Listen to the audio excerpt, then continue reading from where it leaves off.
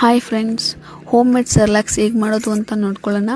ಅದಕ್ಕೆ ಬೇಕಾಗಿರೋ ಇಂಗ್ರೀಡಿಯೆಂಟ್ಸ್ ಏನೇನೆಂದರೆ ತೊಗರಿಬೇಳೆ, ಹೆಸರುಬೇಳೆ, ಹೆಸರುಕಾಳು, ಕಡಲೆಬೇಳೆ, ಉದ್ದಿನಬೇಳೆ ತೊಗೊಂಡು ಅಕ್ಕಿ ತೊಗೊಂಡಿದ್ದೀನಿ.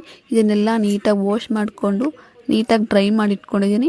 ನೆಕ್ಸ್ಟ್ ಡ್ರೈ ಮಾಡ್ಕೊಂಡಿರೋ ಪದಾರ್ಥಗಳನ್ನೆಲ್ಲ ಪ್ಯಾನ್ಗೆ ಹಾಕಿ ಬಿಸಿ ಮಾಡ್ಕೊತಿದ್ದೀನಿ. ಅದು ಸ್ವಲ್ಪ ಸೆಮಿ ಫ್ರೈ ಆದಮೇಲೆ ಅದಕ್ಕೆ ಸ್ವಲ್ಪ ಜೀರಿಗೆ ಹಾಕ್ಕೊಂಡು ಮತ್ತು ಕಂಪ್ಲೀಟಾಗಿ ಫ್ರೈ ಮಾಡಿಕೊಂಡು ಸೈಡಿಗೆ ತೆಗೆದಿಟ್ಕೊಂಡಿದ್ದೀನಿ.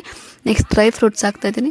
ಡ್ರೈ ಫ್ರೂಟ್ಸ್ ಬಂದ್ಬಿಟ್ಟು ಬಾದಾಮ್, ಪಿಸ್ತಾ, ವಾಲ್ನಟ್, ಕ್ಯಾಶ್ಯೂಸ್ ಹಾಕ್ಕೊಂಡಿದ್ದೀನಿ.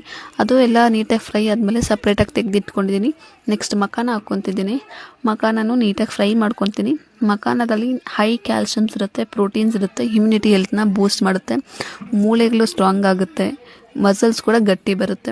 ನೆಕ್ಸ್ಟು ನಾನು ರಾಗಿ ಹಾಕ್ಕೊತಿದ್ದೀನಿ. ರಾಗಿ ಬಂದ್ಬಿಟ್ಟು ಮೊಳಕೆ ಕಟ್ಟಿರೋ ರಾಗಿ ತೊಗೊತಿದ್ದೀನಿ.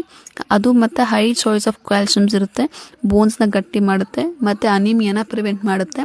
ಮೊಳಕೆ ಕಟ್ಟಿರೋದ್ರಿಂದ ಈಸಿಯಾಗಿ ಡೈಜೆಷನ್ ಆಗುತ್ತೆ ಮತ್ತು ಬೇಬಿ ವೆಯ್ಟ್ ಆರಾಮಾಗಿ ಗೇನ್ ಆಗುತ್ತೆ. ಇದನ್ನೆಲ್ಲ ನೀಟಾಗಿ ಒಂದು ಪ್ಲೇಟಿಗೆ ತೆಗೆದಿಟ್ಕೊಂಡು ಮಿಕ್ಸಿಗೆ ಹಾಕ್ಕೊಂಡು ಜಲ್ದಿ ಇಟ್ಕೊಂಡು ಏರ್ಟೈಟ್ ಕಂಟೈನರ್ ಒಳಗೆ ಕ್ಲೋಸ್ ಮಾಡಿ ಇಟ್ಕೊತಿದ್ದೀನಿ.